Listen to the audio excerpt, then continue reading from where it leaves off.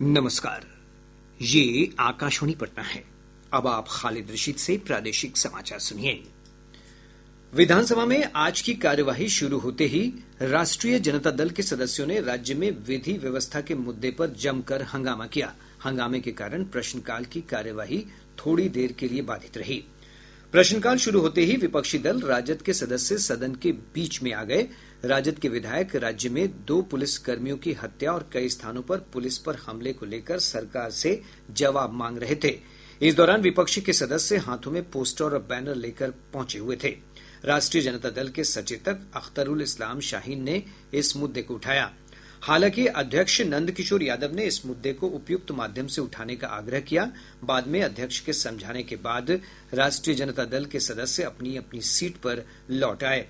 विधानमंडल के बजट सत्र में होली के अवकाश के बाद आज दोनों सदनों की कार्यवाही चल रही है। उद्योग मंत्री नीतीश मिश्रा ने कहा है कि राज्य में उद्योग और निवेश के लिए नया वातावरण तैयार किया जा रहा है। इसके लिए नई औद्योगिक प्रोत्साहन नीति और उद्योगों से संबंधित कई नीतियां लाई जा रही हैं।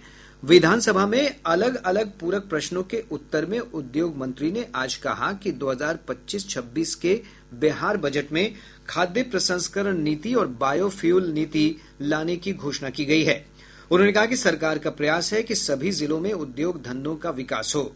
श्री मिश्रा ने कहा कि जिन जिलों में उद्योग लगाने के लिए जमीन नहीं है, वहां लैंड बैंक बनाया जा रहा है। श्री मिश्रा ने सदन को बताया कि मुख्यमंत्री नीतीश कुमार की हाल में प्रगति यात्रा के दौरान कई जिलों में इंडस्ट्रियल एरिया स्थापित करने की घोषणा को अमल में लाने के लिए 3200 एकड़ भूमि क्षेत्र चिन्हित की गई है। प्रादेशिक समाचार आप आकाशवाणी पटना से सुन रहे हैं। वक्फ संशोधन विधेयक पर संसद की संयुक्त समिति के अध्यक्ष जगदम्बिका पाल ने कहा है कि यह विधेयक गरीब मुसलमानों के पक्ष में है। श्री पाल ने इस विधेयक पर all India Muslim personal law board के विरोध को खारिज करते हुए कहा कि वक्फ बोर्ड की बेहतरी के लिए संशोधन किए गए हैं। श्री पाल ने नई दिल्ली में संवाददाताओं से कहा कि सदन में 428 पृष्ठों की रिपोर्ट पेश की गई है। उन्होंने कहा कि सरकार ने मुस्लिम संगठनों और अन्य हितधारकों के साथ परामर्श करने के लिए विधेयक को एक संयुक्त संसदीय समिति को भेजा है ताकि एक निष्पक्ष और संतुलित कानून बनाया जा सके। राजधानी पटना समेत राज्य के अधिकतर भागों में तेज धूप के कारण दिन के तापमान में वृद्धि दर्ज की जा रही है। इस दौरान विभिन्न जिलों में अधिकतम तापमान 34 से 36 डिग्री सेल्सियस के आसपास बना हुआ है। मौसम विभाग की रिपोर्ट के अनुसार पिछले 24 घंटों के दौरान मधुबनी, भागलपुर, गया, औरंगाबाद समेत विभिन्न स्थानों पर हल्की वर्षा दर्ज की गई। मधुबनी में सबसे अधिक 19.5 मिलीमीटर वर्षा हुई है। विभाग ने अपने पूर्वानुमान में कहा है कि अगले 24 घंटों के दौरान राज्य के उत्तर पूर्वी भागों में कुछ स्थानों पर हल्की बूंदाबांदी हो सकती है, जबकि अन्य स्थानों पर मौसम शुष्क रहेगा और तापमान में औसत 1 से 2 डिग्री सेल्सियस की वृद्धि का क्रम जारी रहने का पूर्वानुमान है।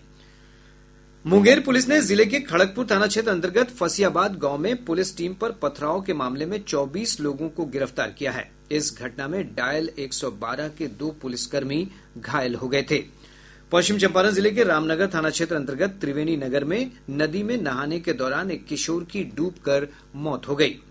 पूर्णिया प्रक्षेत्र के डीआईजी ने अपराध नियंत्रण के लिए क्षेत्र के पुलिस अधिकारियों और कर्मियों के साथ अररिया में बैठक की। शिवहर के पुलिस अधीक्षक शैलेश कुमार सिन्हा ने पंचायत स्तर पर जनता दरबार के आयोजन की तिथि को लेकर विस्तृत कार्यक्रम जारी किया है। जनता दरबार के दौरान पुलिस अधिकारी उपस्थित होकर लोगों की समस्याओं को हल करेंगे। कैमूर जिले का स्थापना दिवस समारोह पूर्वक मनाया जा रहा है। इसके तहत आज से 3 दिवसीय सांस्कृतिक कार्यक्रम की शुरुआत हो गई है। इसके साथ ही आकाशवाणी पटना से प्रसारित प्रादेशिक समाचार का ये अंक समाप्त हुआ।